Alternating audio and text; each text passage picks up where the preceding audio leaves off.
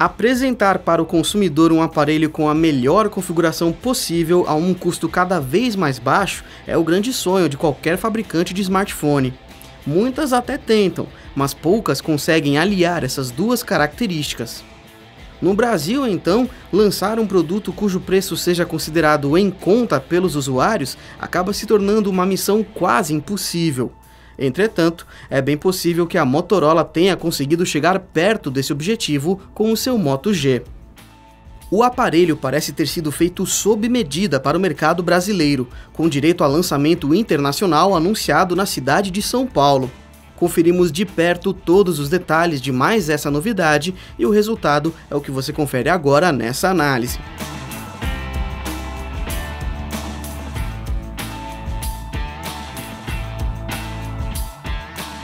Criado para ser uma versão mais simples do Moto X, o smartphone Moto G tem um visual muito similar ao do seu irmão mais potente. Com tela de 4,5 polegadas, o aparelho possui um acabamento em plástico policarbonato liso na parte traseira. Outro destaque que diferencia o produto é o fato de ele ter capas intercambiáveis.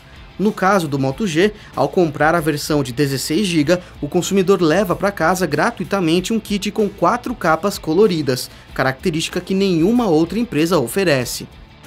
Em uma declaração polêmica, a Motorola chegou a afirmar que a qualidade da tela do Moto G poderia ser melhor até mesmo do que a do iPhone 5S. Numericamente, pode até fazer sentido. São 329 ppi do Moto G contra 326 ppi do iPhone 5S e 720 por 1280 pixels do modelo da Motorola contra 640 por 1136 pixels do modelo da Apple. Na prática, porém, a comparação não faz muito sentido, já que o modelo da Apple possui o recurso Retina Display. Por outro lado, isso não significa que a Motorola não tenha feito um trabalho de extrema competência. O resultado é uma tela adequada, tanto no tamanho quanto na resolução, para todas as atividades que se enquadrem na proposta de um smartphone intermediário. Em nossos testes, a duração de bateria foi bastante satisfatória. Foi possível, por exemplo, sair de casa pela manhã com o celular em 100%, usar o dia todo de forma moderada, acessando sites, checando e-mails e executando alguns apps, e chegar em casa à noite com a bateria ainda em níveis entre 20% e 30%.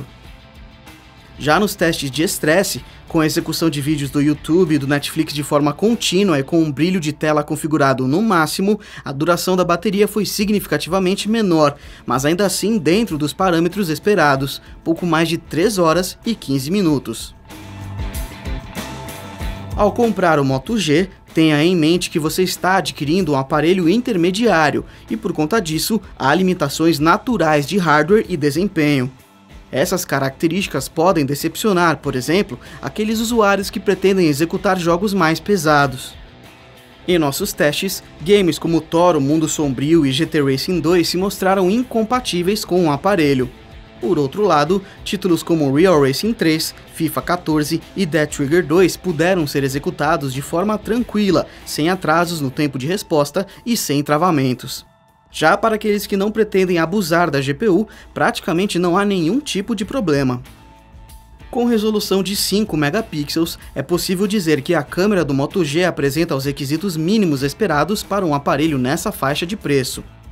Por conta disso, não espere fotos com uma resolução excepcional, em especial em ambientes com pouca luminosidade. Já à luz do dia, a situação é mais cômoda e os resultados parecem melhores. Porém, alguns tons de preto, por exemplo, podem apresentar granulações e distorções de cores.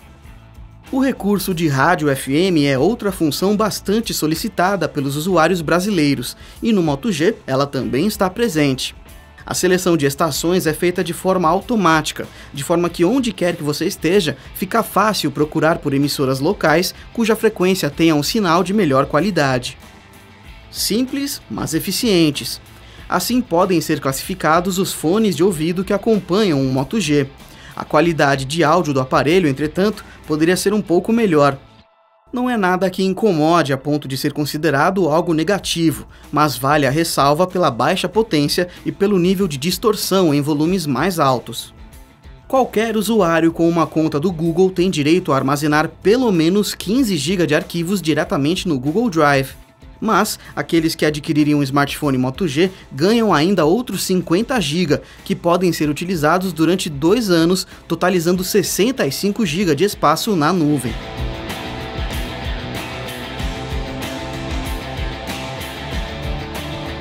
Um dos recursos citados pela Motorola como um dos diferenciais do produto é a possibilidade de ele fazer videochamadas em HD via Google Hangouts. Se por um lado a utilização da ferramenta é bastante simples e prática, por outro a qualidade da câmera frontal de 1,2 megapixel impede que o recurso seja utilizado em sua plenitude. Obviamente, vale mais uma vez a ressalva, estamos falando de um smartphone cuja proposta é a de ser um modelo intermediário no mercado, fato que por si só já poderia fazer com que considerássemos suficiente essa resolução. Contudo, ao ser apontado pela Motorola como um diferencial, era de esperar um pouco mais de qualidade no hardware.